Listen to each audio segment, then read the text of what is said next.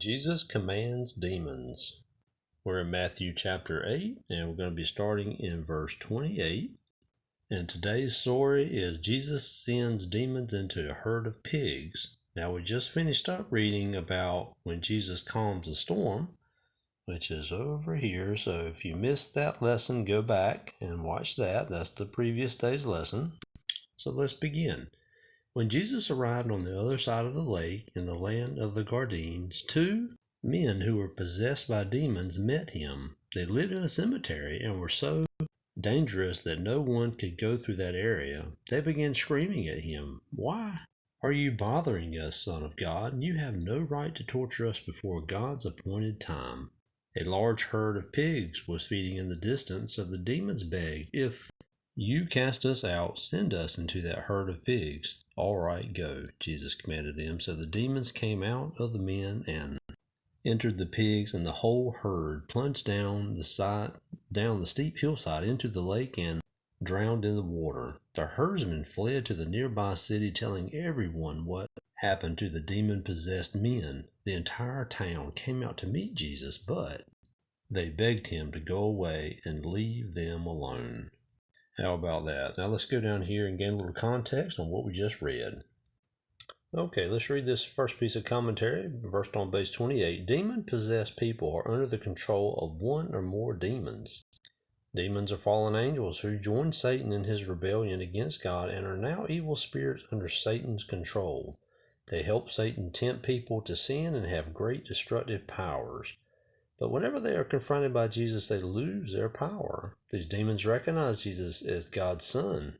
You can see right here where it says, "Why are you bothering us, Son of God?" They knew who he was, but they didn't think they had to obey him. Just believing is not enough. You can see James 2:19, a brief discussion of that.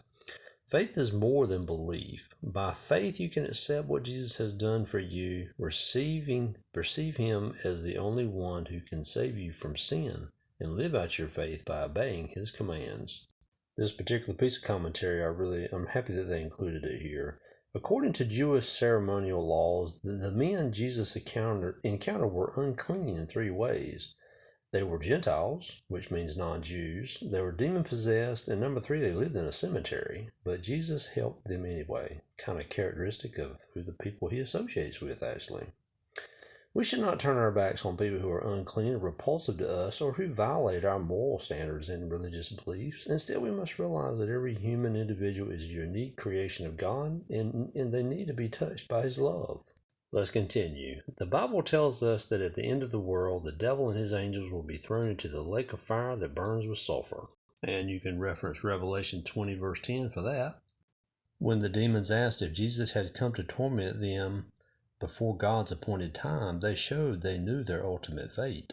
And this is in reference to verse 29, where the demons said, "You had no right to torture us before God's appointed time." So they knew what was going on. They knew that they had a fate that they were going to be meeting. Let's continue on. This is in reference to verse 32. When the demons entered the pigs, they drove the animals into the sea. The demons' action proves their destructive intent. If they cannot destroy the men, they would destroy the pigs instead. Jesus' action, by contrast, shows the value he placed on each human life. And why did the people ask Jesus to leave? Unlike their own pagan gods, Jesus could not be contained, controlled, or appeased. They feared Jesus' supernatural power, a power that they had never before witnessed, and they were upset about losing a herd of pigs. They were more upset about losing a herd of pigs than they were about delivering the demon-possessed men. And that is when Jesus commanded the demons. And if this is all new to you and you just want to know how can I be saved and go to heaven, well, let's flip to Romans chapter 10, verse 9. And let's read, "That if thou shalt confess with thy mouth the Lord Jesus, and shalt believe in thine heart that God hath raised him from the dead, thou shalt be saved." That's what you need to know to be saved and go to heaven. God bless you this evening.